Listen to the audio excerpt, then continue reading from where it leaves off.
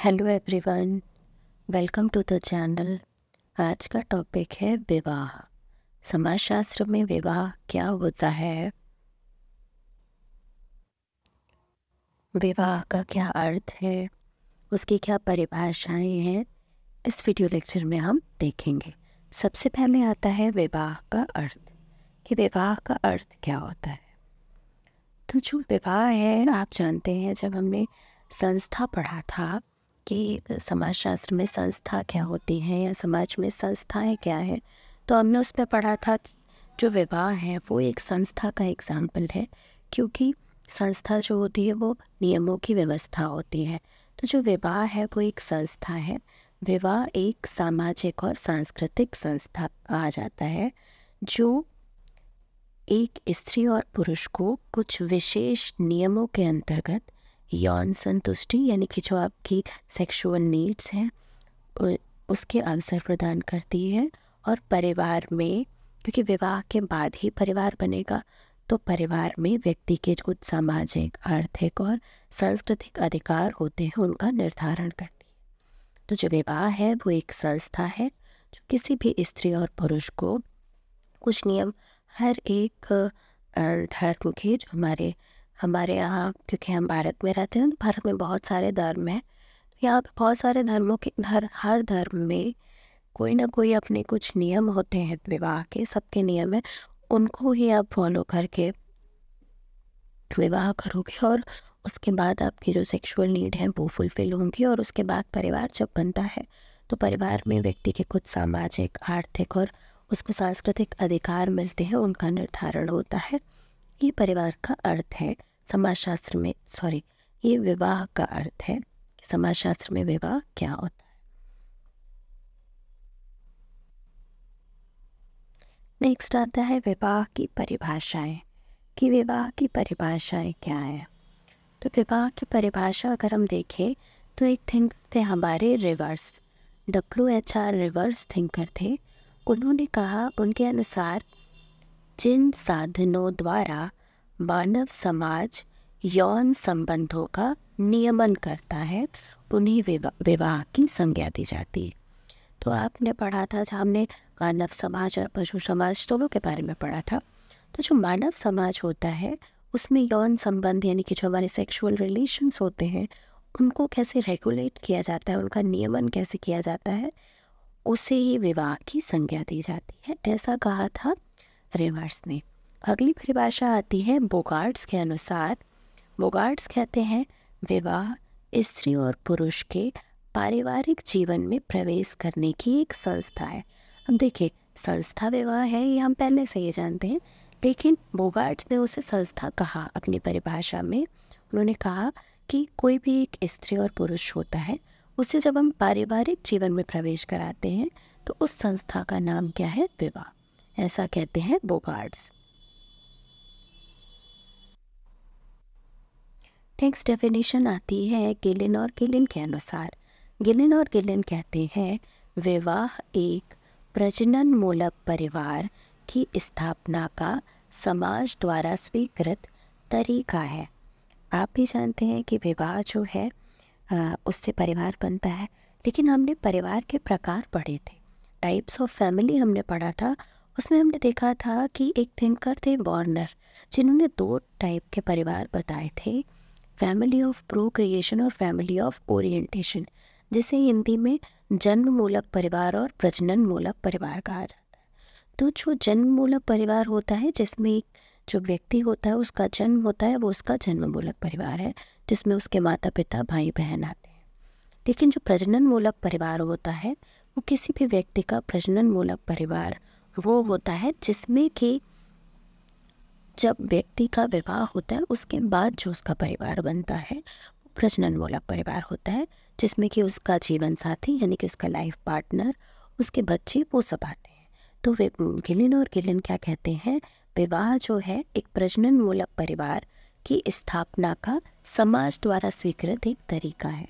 तो प्रजनन मूलक परिवार आपका विवाह के बाद होगा, लेकिन प्रजनन मूलक परिवार को समाज स्वीकृति देता है, समाज उसको मानता है विवाह के बाद।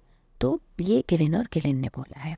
अगली परिभाषा आती है मजूमदार और मदान के अनुसार।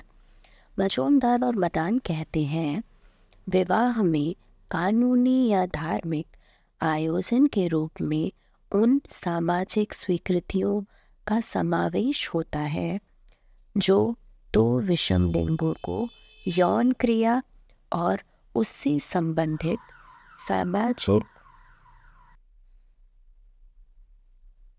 आर्थिक संबंधों में सम्मिलित होने का अधिकार प्रदान करती हैं।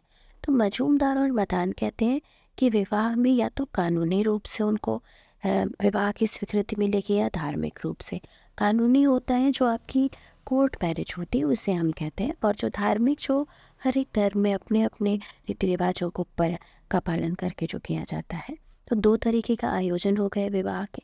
उसमें उन सामाजिक स्वीकृति यानी कि समाज उन्हें स्वीकृति देता है जिसमें कि दो अलग अलग लिंग के लोग, दो विषम लिंगियों को यौन क्रिया यानी कि वही आपकी सेक्सुअल नीड्स उनको फुलफिल करने की बात की और उनको सामाजिक और आर्थिक संबंधों में किसी भी तरह से सम्मिलित होने का अधिकार दिया।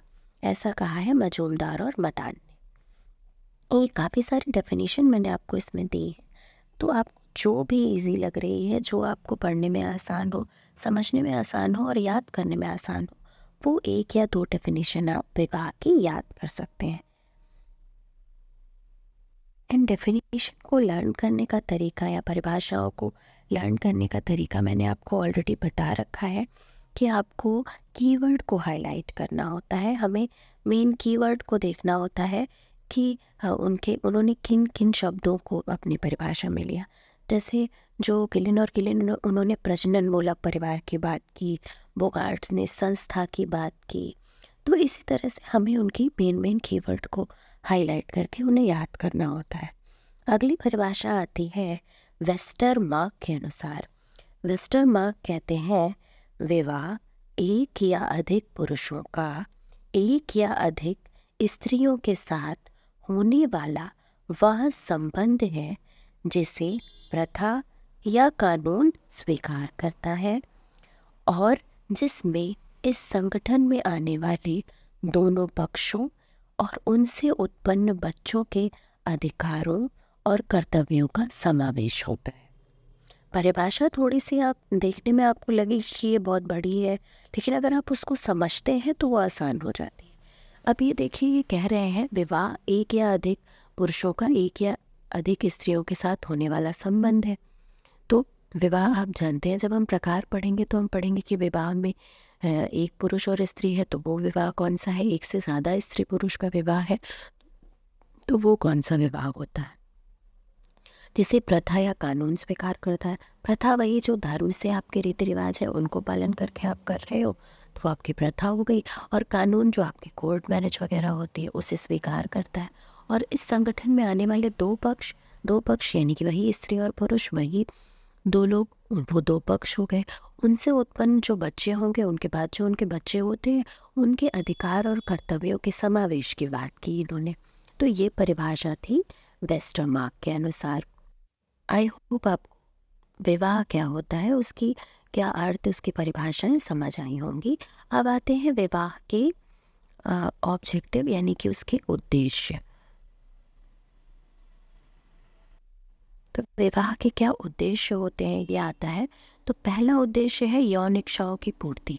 तो जो भी हमारा समाज है उसने जो भी एक ह्यूमन बॉडी होती है उसकी कुछ जोश, हमारी कुछ बायोलॉजिकल सेक्सुअल नीड्स होती हैं, तो उनको पूरा करने के लिए समाज ने एक संस्था बनाई है जिसको उन्होंने विवाह का नाम दिया है।